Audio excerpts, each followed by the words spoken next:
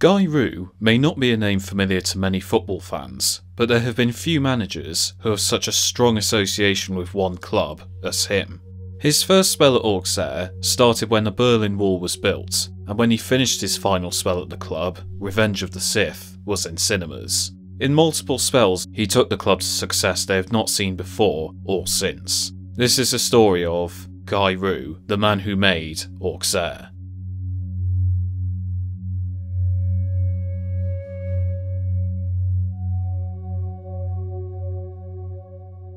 Gux Roux was born in Colmar, France, on the 18th of October 1938. After his father was captured and imprisoned during the Second World War, his family decided to move to Appoigny, only 10 kilometres away from Auxerre. He would first join Auxerre as a player in 1954, playing as a midfielder. At the time, the club was amateur and based in the 5th tier of French football. After spells with other clubs, he would return to Auxerre in 1961, where at the age of 23 he was appointed player-manager of the club. For his lack of experience in coaching, he made up for it by detailing his plans for the club, and how he promised self-sufficiency and demanded a low wage for his role. He said he would do whatever was needed for the club and would never waste a penny. He would take a hands-on approach, asking local farmers to donate manure to help grow the training fields, ask players' wives to make bibs for training sessions, and even operated the club's phone lines at night when he was the only one still about. Roux would have 2 years away from the club between 1962 and 1964 when he was called up to national service, but afterwards he returned and would soon completely transform the fortunes of the club.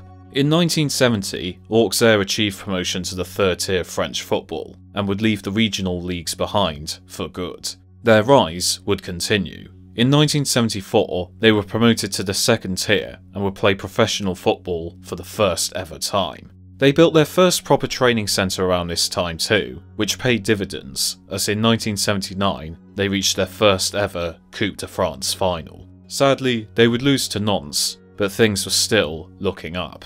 The next year, Auxerre achieved promotion to the French top flight for the first ever time, and would remain there until 2012.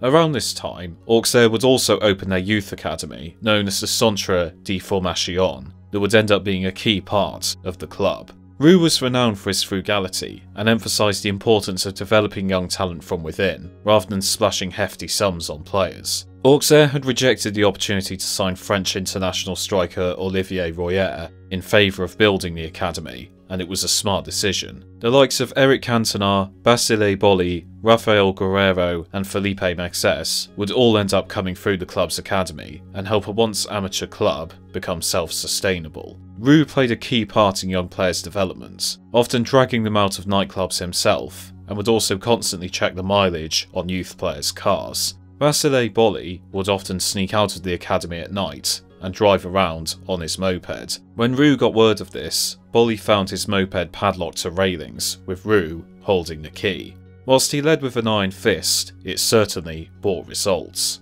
The 1980s proved successful for the club, as they qualified for the UEFA Cup on a number of occasions, with famous wins over the likes of AC Milan and Liverpool. They came agonisingly close to the UEFA Cup final in 1993, narrowly losing a shootout to Borussia Dortmund. Incredibly, in their first 13 years in the top flight, Roux' side had only finished in the bottom half of the league once. They had come so far, but had no major silverware to show for it. That was all about to change. In 1994, Auxerre reached the Coupe de France final again, where they faced Montpellier, aiming to win their first major trophy. This time, there was no doubt about the result. Auxerre defeated Montpellier 3-0 to win their first major honour. Roux had taken the club incredibly far, and at long last, over 30 years after he had first taken charge, he finally had major silverware to show for it. But it was just the beginning. Auxerre continued finishing in the top 4 of the French league, and were keen to go even further.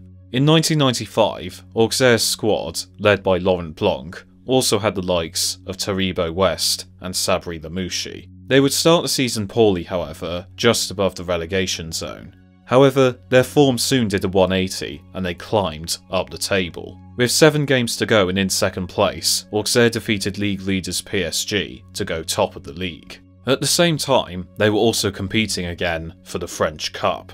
A semi-final matchup with Marseille saw a last-minute leveller deny Auxerre a spot in the final and take them to penalties. However, there was redemption from the UEFA Cup shootout defeat, as Auxerre held their nerve to advance to the final. Auxerre were in pole position for the league as they travelled to the Parc des Princes in Paris for the final. Nîmes would take the lead, but second half goals from Laurent Blanc and Lilian Lazande sealed Auxerre their second Coupe de France. They had half the double in the bag, and they now needed to complete the job. And Auxerre didn't even need to do it themselves. Whilst they drew a Guingamp, PSG facing a loss and a draw meant that Auxerre were confirmed as French champions for the first ever time. 34 years on from landing the job as a young outsider with no coaching experience, Roux had taken Auxerre to the pinnacle of French football, all the way from the amateur leagues. It was nothing short of a miracle, and he had done it with a squad of just 19 players.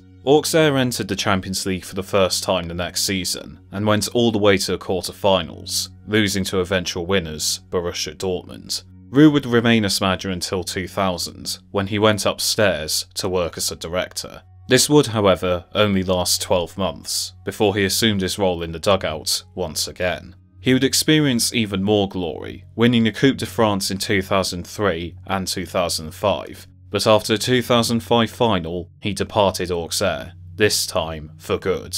Roux would have a spell as Lens manager in 2007, but resigned soon into a spell, bringing an end to his time as a football manager.